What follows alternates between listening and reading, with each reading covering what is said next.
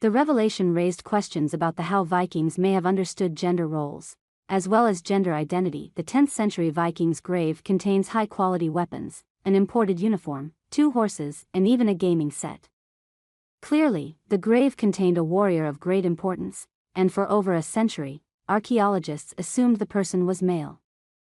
But when researchers announced in 2017 that the warrior was actually female, they received a lot of pushback. Surely the archaeologists had made some mistake.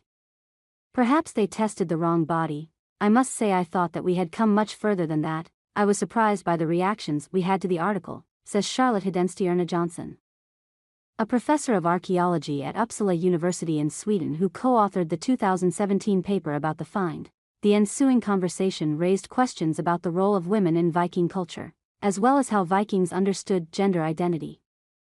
Unlike other Viking women buried with weapons, this person wasn't wearing typical women's clothing or jewelry.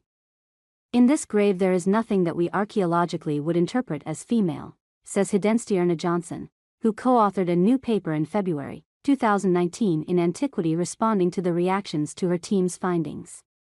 It's not a typically male costume either, probably because it's very high status. But there is nothing indicating a woman. There are no typical finds that we link to women.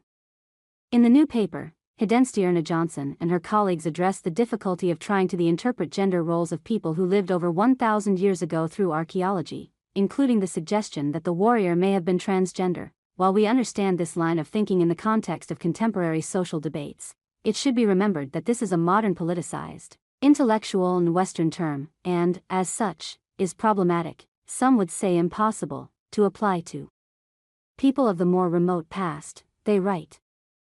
Gender identity aside, for many critics, the main issue is simply the suggestion that the warrior isn't biologically male. What I find a bit interesting is that since it was excavated in the 1870s, it has constantly been interpreted as a warrior grave because it looks like a warrior grave and it's placed by the garrison and by the hill fort, Hedenstierna Johnson says. Nobody's ever contested it until the skeleton proved to be female, and then it was not a valid interpretation anymore. The idea of Viking women who were warriors isn't new. In fantastical 19th century images, it's common to see women depicted as Valkyries or strong women, she says. In Norse mythology, Valkyries chose which fallen warriors could live with the god Odin at Valhalla. Even so, Viking history books published after World War II tended to portray Viking women essentially as farm housewives. Though Hedenstierna Johnson says there is nothing really that supports that, it still reinforced the idea that roles in Viking society were always segregated by sex. The female warrior grave Charlotte Hedenstierna Johnson and her colleagues studied dates to the 10th century, and was buried in the Birka Viking settlement on the Swedish island of Jorko. Out of the thousands of graves on the island, hers is one of only 2 known graves containing a full set of weaponry. Even if it had been a man, it would have been rather unique, Hedenstierna Johnson says. The weapons suggest the person was a professional warrior, likely a mounted archer. But it's not just the weapons that mark her as special.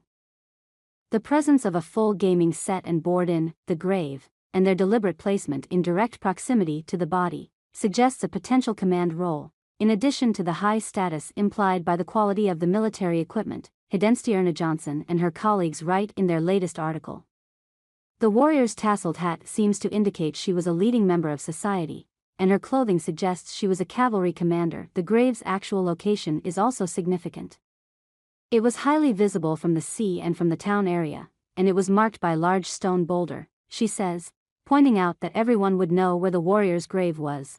This is a very high-ranking person in society, she says, and that position was not open to very many.